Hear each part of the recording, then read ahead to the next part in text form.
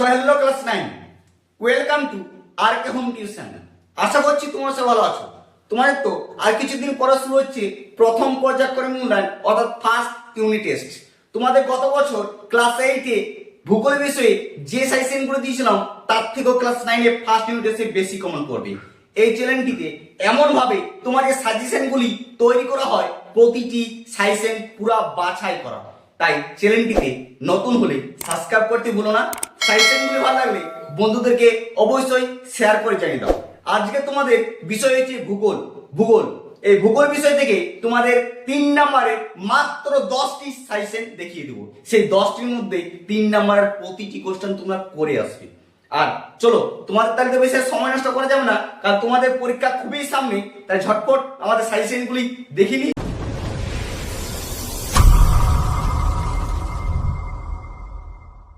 দেখো ক্লাস 9 তোমাদের ভূগোল বিষয়ে যে 10টি মান 3-এর প্রশ্ন দেখাচ্ছি, সেই প্রশ্নগুলি মুখস্থ করে যাও, 100% শিওর কমন পাবে। তোমরা ক্লাস 8-এ গত বছর প্রতিটা যেরকম সাজেশন পেয়েছিলে প্রতি বিষয়ে, তেমনি ভূগোল বিষয় তোমরা কমন পাবে।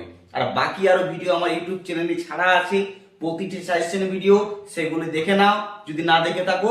দেখো তাহলে প্রথম প্রশ্ন দেখো, সবচেয়ে গুরুত্বপূর্ণ, ঠিক আছে। জিপিএস এর ব্যবহারের সম্পর্কে লেখো। এটি মোস্ট ইম্পর্টেন্ট প্রশ্ন।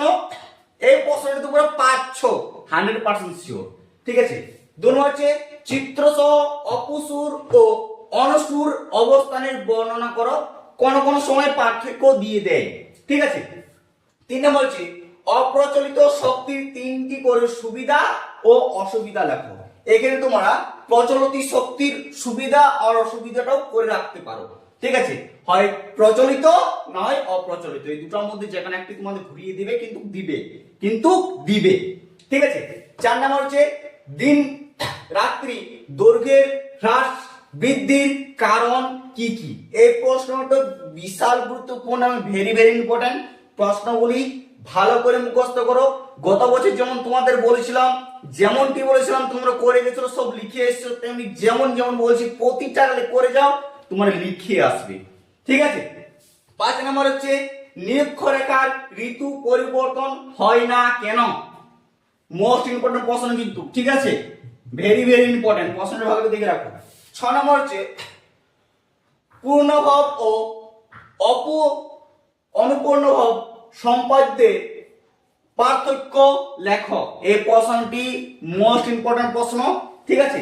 7 নম্বর হচ্ছে সবচেয়ে বেশি গুরুত্বপূর্ণ, যেটা হচ্ছে অপসুর ও অনসুর অবস্থান বলতে কি বোঝো বা পার্থক্য লেখো।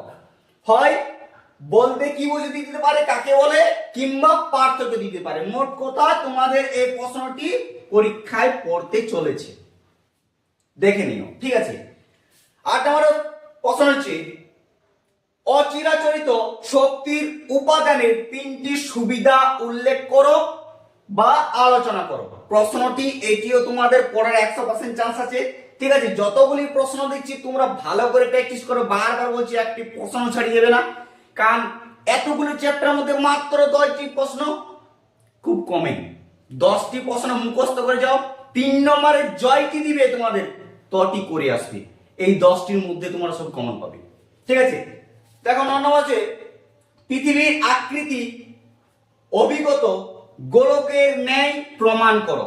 এই প্রশ্নটি বিশাল গুরুত্বপূর্ণ, ঠিক আছে। লাস্ট 10 নম্বর হচ্ছে কুলিন গ্রহ ও বামন গ্রহ এর মধ্যে পার্থক্য লেখো। এই যে 10টি প্রশ্ন দিলাম, 10টি প্রশ্ন ভালো করে প্র্যাকটিস করো।